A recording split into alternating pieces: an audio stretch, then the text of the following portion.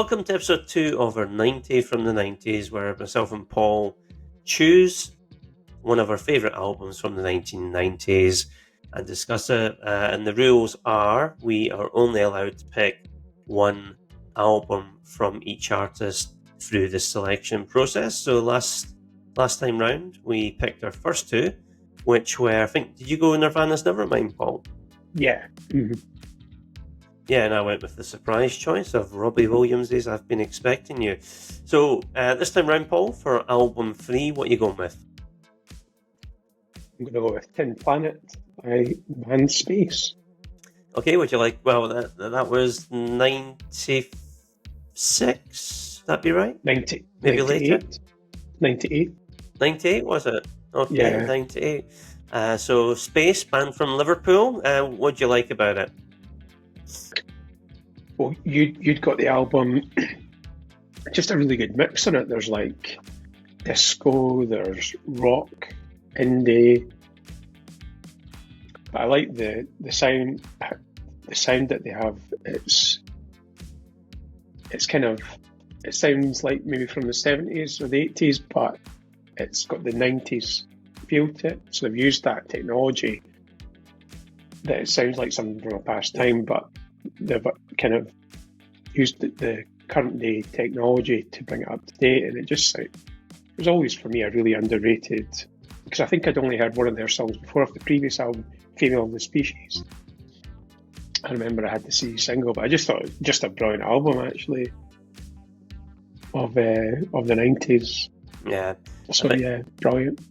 Yeah, it's one I would probably have picked for this process as well. And like you, yeah, I just like the diversity of the music and the songs on the album. Always keeps things interesting. And in fact, let me show you that album. So there we go.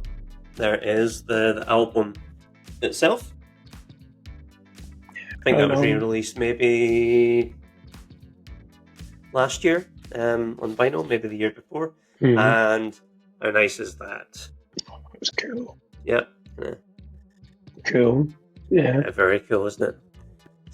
So, yes, a very worthy addition to our 90 from 90s. Favourite track on it, Paul? Probably, I love it, that 1 o'clock. It wasn't even a single, was it? No. Just had a brilliant chorus. Brilliant verses as well. And brilliant middle 8 breakdown in it is superb. Yeah. So, yeah. Yeah, brilliant. So, yeah, I'm with you on that one. I am going to go for the kind of polar opposite of Space. I'm going with some grunge, some hard rock, alternative rock. And I'm going to pick Alice in Chains and Dirt. And actually have that album sitting beside me, because I just literally bought a few days ago. Yeah, funnily enough, I just bought I actually had it on record already, single vinyl edition, but I was too tempted and bought the double album version on which is remastered, and it's on coloured vinyl as well. So there we are. Oh. And very cool. And let's just take a look at the vinyl itself. So there we are. So kind of yellow gold vinyl. So why am I choosing this? Well, for me, this is not only one of the greatest albums of the 90s, it is just one of the greatest albums of all time. And why is it one of the greatest albums? Well, it's not a cheery listen, is it, Paul? I mean, the song titles give the game away. Let me just let me read a few for you. Damn That River, Rain When I Die, Down in a Hole, Sick Man, Dirt, Junkhead, Hate to Feel. So you get the message here. So it's very much about, the lyrics are very much dealing in drug addiction, and ultimately that's what caused the death of the band's lead singer, Lane Staley, in 90. I want to say 97. I might be wrong about that, but so they did I can't remember. I think, but it's very much dealing with addiction issues, and Lane Staley's got a very acidy type vocal delivery, and his voice coupled with guitarist and co-vocalist Jerry Cantrell is tremendous. I mean, the harmonies on this record are unbelievable. They're really, really soar. I think Lane Staley's a brilliant singer. Jerry Cantrell's guitar playing is tremendous. Fabulous harmonies. Very serious topic.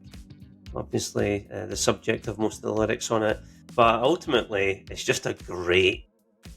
It's just an album full of great songs. The songs kick ass.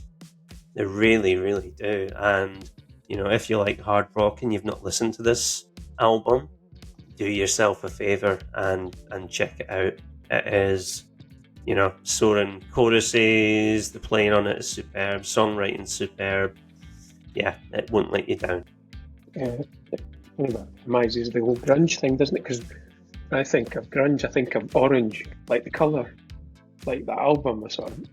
For me, it epitomises grunge. I suppose that album, Nevermind, and 10 by Pearl Jam, probably for me, those three albums are the ones that kind of stick out to me when I think about grunge.